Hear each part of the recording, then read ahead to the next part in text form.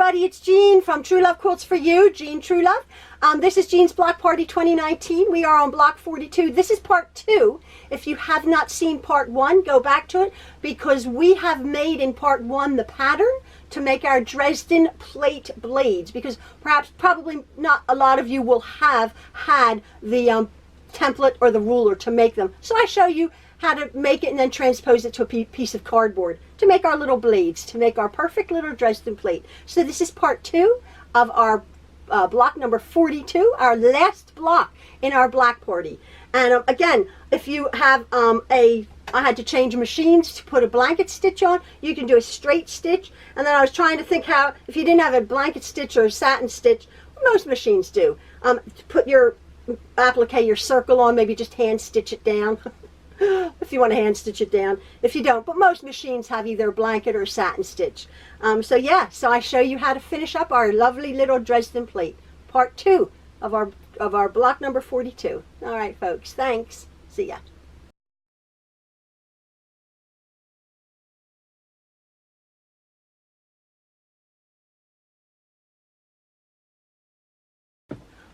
I have just chain pieced all of my units together, and as I was saying, I have 2 left, and I'll show you. What I'm doing is I'm folding them in half, pretty side together on the top straight edge, right there, and using a 1/4 inch seam, no less. I know that we're using tiny pieces for this, but you still want to keep your consistent 1/4 inch seam. I'm leaving my needle down.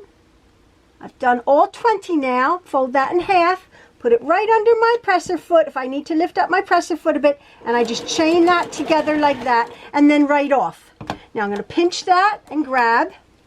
And then what I'm going to do is I'm going to cut all my chains apart. But I won't bore you with that. What we're going to end up with is this little piece here. And you're saying, well, what in the world? You're going to put your thumb in here. And you're going to push that point right up there. You're just going to push that point, and then you're going to smooth that point, that seam, to one side. Then we're going to go, and we have this little unit here, this little lovely little finished top blade. All right? Then we're going to go over. You're just going to eyeball it. You're going to make sure that's nice and pointy with the seam going one way so it doesn't all bunch up. You're just going to eyeball that so it's in the middle. So this little seam is right in the middle. And then you're just going to press that very gently to make a nice finished top little blade. We're going to be doing 20 of them. So I've ironed all of these. I have 4 piles, what I'm doing. Again, you might think I'm overthinking this, but if you have all scraps, it'll be lovely. If you have 2 colors, it'll be lovely. But I have my 4 colors. So what I'm going to be doing is I'm just going to put it on my board, and I'm going to take a tan and a white, and then a red. I'm just going to go around here, and then take a cream, go around, so to show it just how I'm going to do my 1/4 inch seam. Just lay out my little block here now. Here's my red. And again, I'm trying not to overthink this, but just to try to make it visually pleasing. We're going to have 20 of them here. And my cream. You know, I always like to do this. Again, my seam allowances. My burgundy. It'll be a bit bigger. Red. It'll be a bit bigger. It's going to fill our 9.5 inch block. We're going to use a 1/4 inch seam here. Oh, excuse me, I'm eating a sweet. My tan. Well, you don't have to do this. You could just start stitching, but as you know, I like to visually see what I'm doing.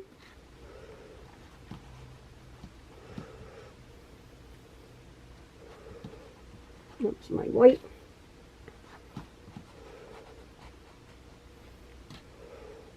Red. Let me see. Oh, do I have one left over? Hold on. 1, 2, 3, 4, 5, 6, 7, 8, 9, 10, 11, 12, 13, 14, 15, 16, 17, 18, 19, 20. Oh, I have one left over. There you go. So, now obviously that's not you know, the right size. But once I start to sew it together, there's my little Dresden plate with my little pointy edges, which we are going to blanket stitch onto our background unit, our background piece of fabric, and then we're going to put the white. But right now I'm going to finish this video right here, and what I'm going to do is my next, because it's going to go on too long, it's probably about 2 half-hour videos or so, because I'm trying to show you every single way to make this, you know, every single bit. You're going to be, what I'm going to do is I'm going to go over to my machine, and I'm just going to start sewing together with a perfect 1/4 inch seam, pretty sides together, and what I'm going to do is I'm going to start at the top. It's not so important this edge down here, but it is important to get their folded, finished edges together. And I'm going to start at the top right there and go down 1/4 inch.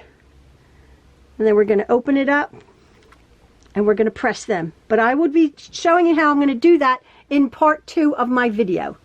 All right, stay tuned for part 2.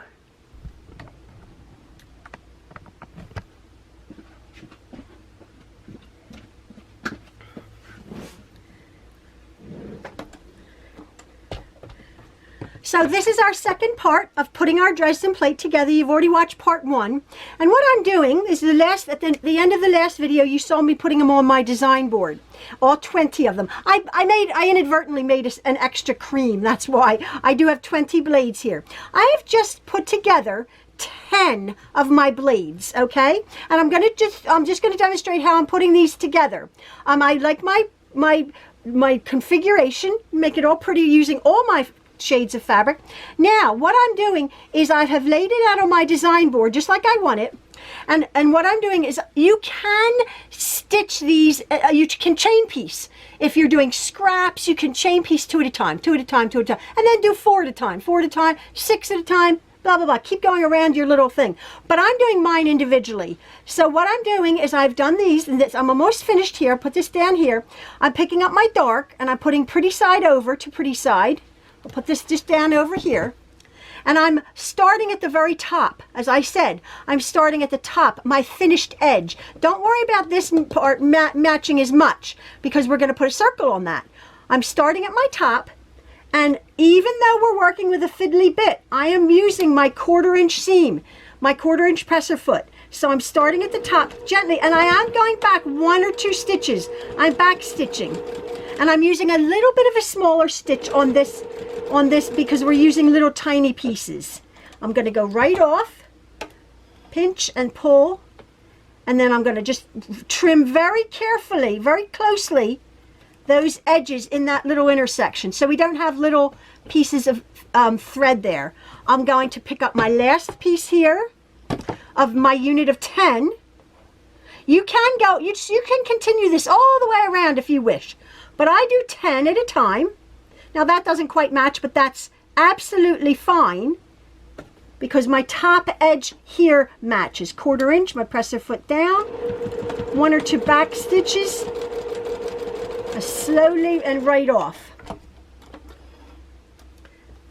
and then trim that real close. So there are my 10, my other half of my Dresden plate. Now I'm very well aware that when I go to press this, sometimes I would press it right now, but I'm okay with it because I can tell this is going to press nice. A lot of people go, oh, my Dresden plate is all wonky, it's not going to press, it has folds. But if the trick is to have all your 1/4 inch seams perfectly, and you've cut them very well. So now I'm just gonna put the pretty side to the pretty side on this edge. Take my design board off, working from the top, 1/4 inch, put my needle down, just do it slowly, take a few back stitches,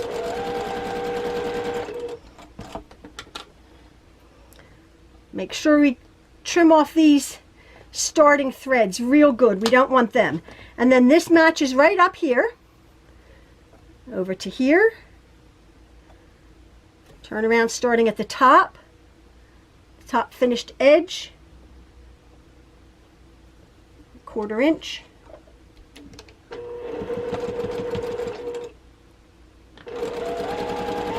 And then right off.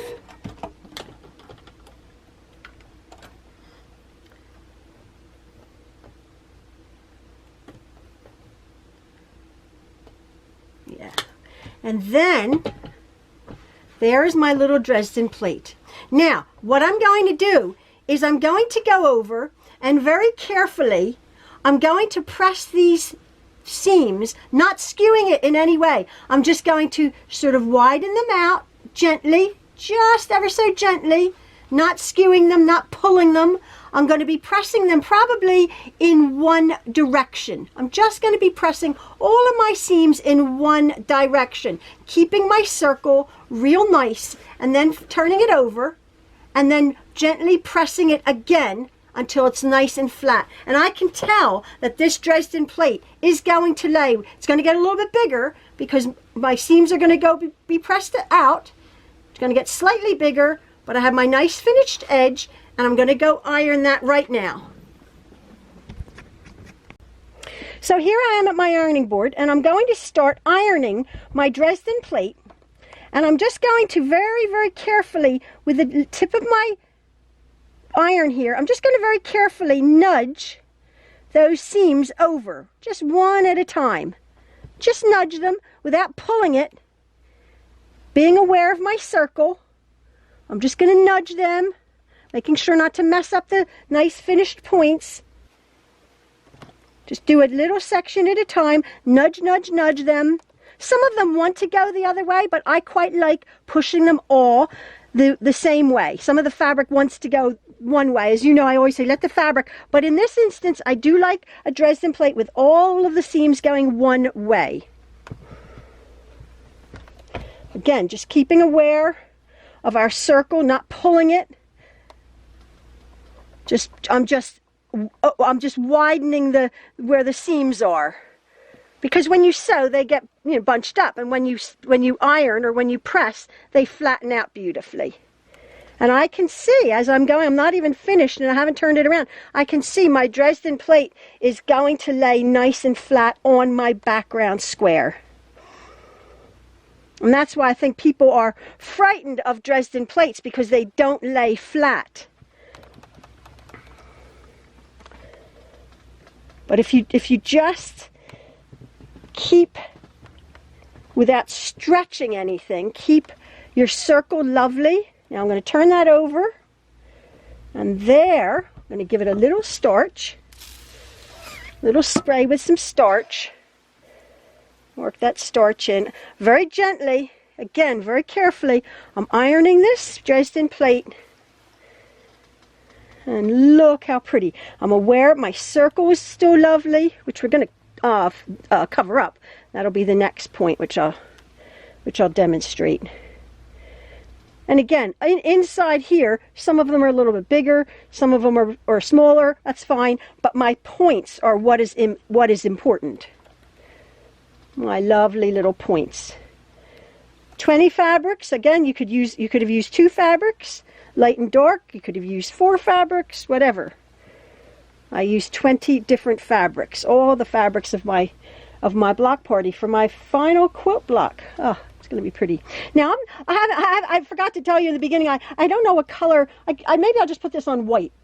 Or I'll see what when I go over there. I'll have decided, because we have to now applique this onto our background. We have done a blanket stitch or an applique stitch when we did our heart.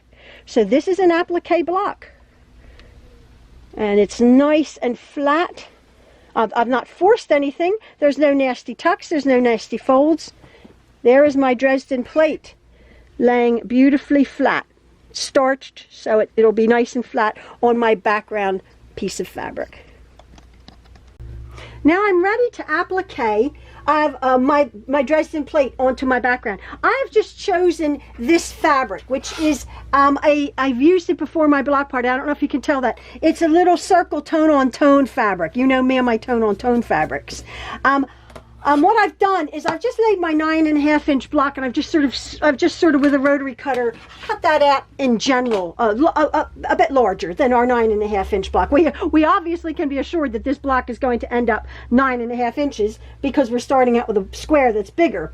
And just when I have this here in front of me, I'm just putting my Dresden plate right there in the center. By all means, if you want to measure, you want to do ultra precise, you can find the center of your block. But I'm assured that when I put my ruler here, I'm assured when I can center my ruler onto my block that my Dresden plate is centered in the block. So now that I have that centered on the right side of the fabric, what I'm doing is I by all means you can pin this if you want, but what I do is when I keep it down, I just put a little, this is disappearing ink glue, don't worry about the purple. I just put a little tiny bit, so it's just sort of goes right up to the edge on not even really each one of the blades, just pressing it down just so it holds it into place. This is disappearing ink. I'm just patting it down. I don't have, there's a few little threads in there. I'm not worried about that, but I have no threads on the edges, which was what I was concerned about. There's no edges right there. That purple will disappear. Again, make sure you don't have any red things, red threads on your white, but this is fine. And there we go. I'm just gluing that like that, just patting it down, letting that dry. This is Elmer's school glue, disappearing purple ink.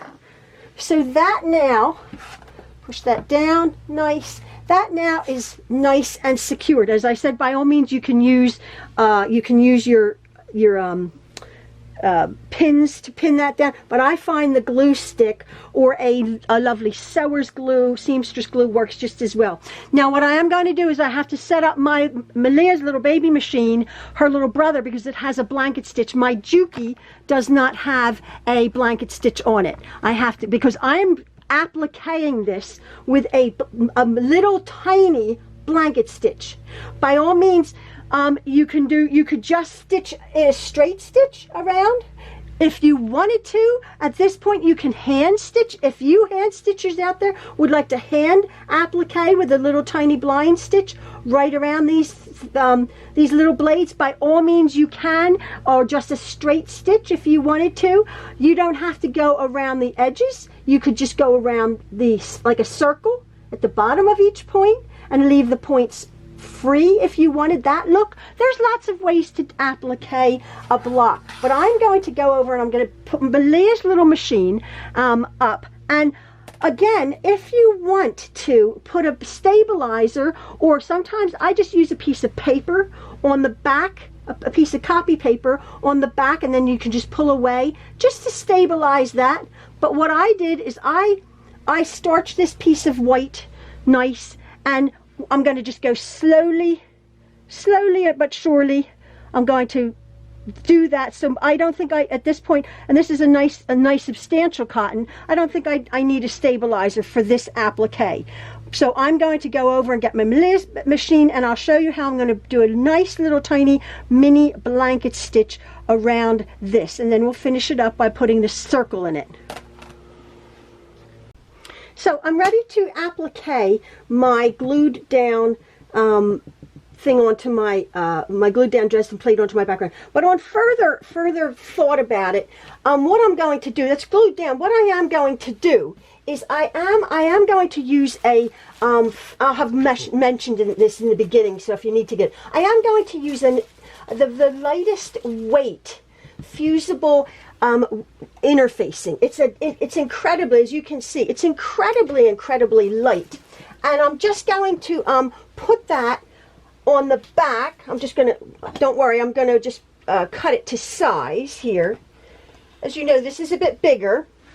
So I'm just going to cut this to size, and I'm going to go over to my iron and just lightly fuse this lightweight interfacing onto my square here. Now this interfacing has a soft plain side, a soft side, and then it also has a nubbly, a glued side. So what I want to do is I want to put that glued side up, and then the wrong side of my fabric down. I'm just going to go over to my ironing board, and I'm just going to hit that with a little bit of iron, and it makes hardly any difference, but when I am appliquing my Dresden plate with my blanket stitch onto my background, it gives it a little bit more substantial feeling here. So this interfacing is, this is a Patron interfacing.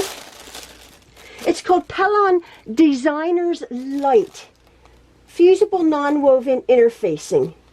Specialty interfacing. It's a fusible non-woven interfacing, great for light to mid-weight fabrics. It adds shape and body without adding excess weight or stiffness, and has both a lengthwise grain for stability and a crosswise grain for shaping.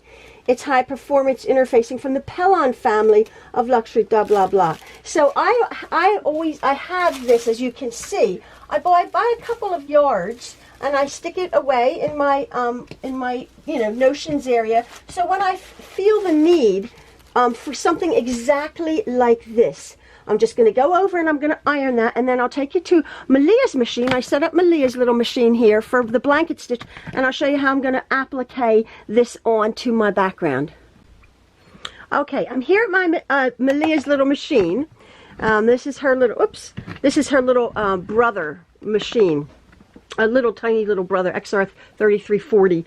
Small little, very, very inexpensive machine that I have set up for a nice medium-sized blanket stitch. I thought I wanted to do more of a smaller blanket stitch, but I'm okay with this one, and I will be showing you the results. Now I've done a little bit, but I wanted to show you, let me just see here if I can get a bit closer with my camera, the results so far. I've done here, and there's my little blanket stitch. Hopefully you can see that. It's, you know, I don't know how big it is. You can see it right there. Okay. Now what I'm doing is I started actually in the divot here. Okay, in the valley, and then I'm going up to the mountain, the peak, and I'm putting my needle both in the valley, and then I'm ending it in the peak, and then I'm picking up my presser foot. So I've ended in the valley right here. There's my needle. Let me put this back down again. Excuse me. I'm trying to work around my camera and my tripod to get the best view here. So I've ended in the valley. Now I'm going to turn my fabric, as you can see, and put my presser foot down. And I'm eyeing where my needle is on this side of my valley, because I want it to take the bites of fabric onto my fabric here. So very, very slowly, my machine, as you can see, goes back and forth to create this blanket stitch. Just ever so slowly, because we're working with like a miniature blade, and then it goes from there up to the top. And I'll put my needle, I'll keep my needle down, presser foot up, and then I can come right back down, because I'm working with a little miniature Dresden plate, a very small Dresden plate. It only takes a few bites. And then I'm going into the valley. Turn it slightly, and then what you want to do is you want to keep the needle on this side, right, not onto the Dresden plate, but right next to it, right into the white background. So all you see are the stitches biting into the point, into the Dresden plate. And there I go. I'm at the peak. Oh, that one didn't do too great, as I said. That's funny. I was trying to demonstrate. I wasn't really watching what I was doing. But I'm keeping, now I'm getting better. This is better. My needle is going onto the white, biting into my print. And any basic machine pretty much has a blanket stitch And you want to obviously practice on a piece of fabric before you start your blanket stitch. You want to mess around with your length and with your stitch and with your width to make sure that you're going to be getting the quality stitch that you want. And I'm pretty good with this. Now, I have to say, I've been watching other tutorials. I mean, I've been doing blanket stitch forever. I like blanket stitches. It's sweet. There's a way that you can absolutely end it and make a perfect line. You know, you sort of count the stitches from the peak, so you get perfect things, and then perfect. Sometimes I get a little hunk of a couple stitches on top of each other at the point. Oh, I can't be bothered. It's fine. It's lovely. As you see, I'm using my interfaced piece, which I perhaps recommend for this. And because what happens is any appliqué application, as we learned on our appliqué heart, tends to shrink the fabric a little bit. It pulls it in, obviously, because of just the nature of the stitch. So hence I want to, this is heavier, this is much lighter, so I've sort of equaled it out with the interfacing. So I'm just going to finish this up. Hopefully you've gotten the idea. You can set your machine up. You just turn it a little bit. And hopefully this will set you up to be able to make larger, if you do get the ruler or the template, to make larger Dresdens. That's not daunting whatsoever. They're fun. They're fun to make. So there's my lovely little Dresden plate blanket stitched on. If you want to use a blanket stitch, again, I was saying if you want to just use a straight stitch, you don't have a machine with a blanket stitch, just go around the top, just top stitch it so it secures on. Then we'll sort out this in a minute. Okay, so here is my finished stitched down Dresden plate. I've gone over to my ironing board and I've ironed it really nice again. And out of my scraps that I've pulled, I decided I want a dark red center. So what I have here is I have a hunk of fabric, and I do have some extra batting, because I actually use a piece of batting under my center circle. I'll show you why.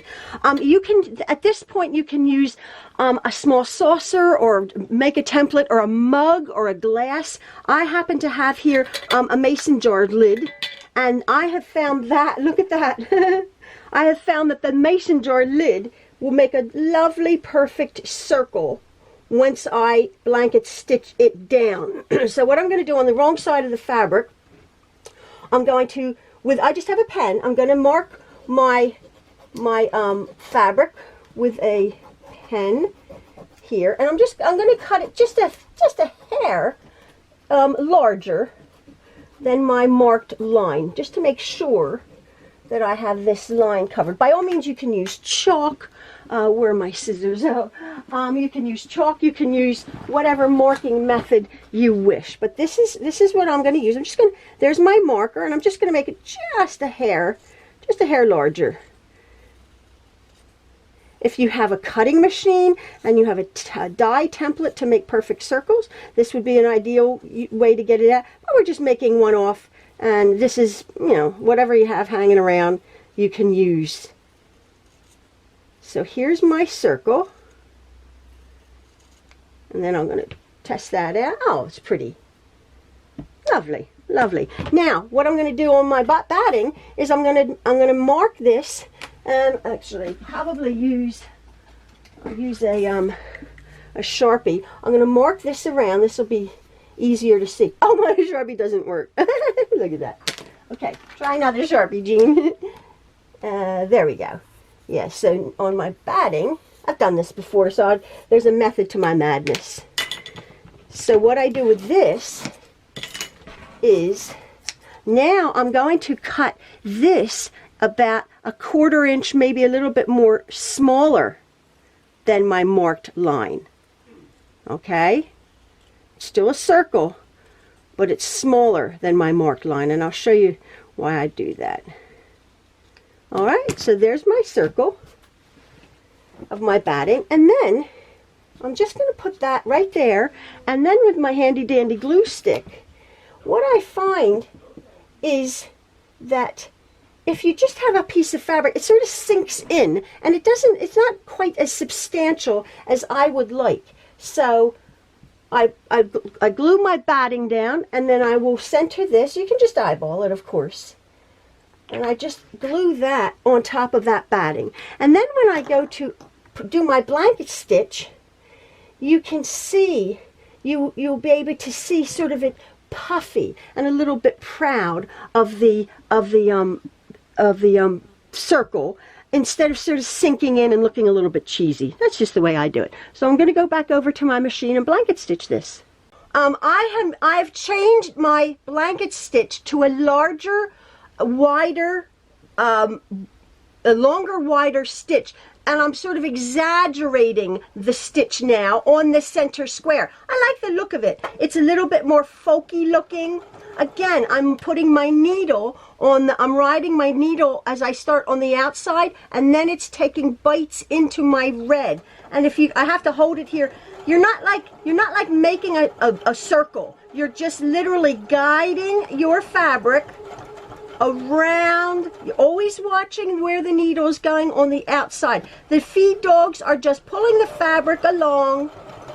As I say, this goes back and forth, my machine, but I'm aware of just keeping my needle on the outside of this circle here. And as you can see, there's like a ridge. I've a valley, and then my batting is puffed up in the middle. I like that look, because I made my batting slightly smaller than my circle. By all means, you can make your batting as the exact same size. It's preference. You don't have to put the batting in if you just want it to be completely flat. I like the idea of just a sort of a raised, a raised sort of sunflower.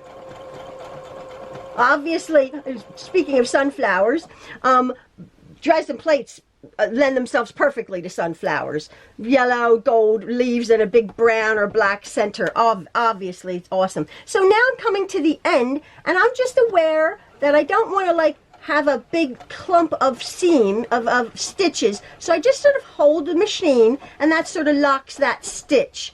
And then I I should have not done that. I have to do it one more. That was funny. Let me just see. Let me just make it. Yeah, I just want to do one more stitch there, and then I'll go down. I'll just sort of hand stitch this to fill that in. Yeah, I couldn't see it through the presser foot. There you go. Let me just see if that's okay. Yeah, that's a bit better. Just so they're even. It's fine. Just so they're even.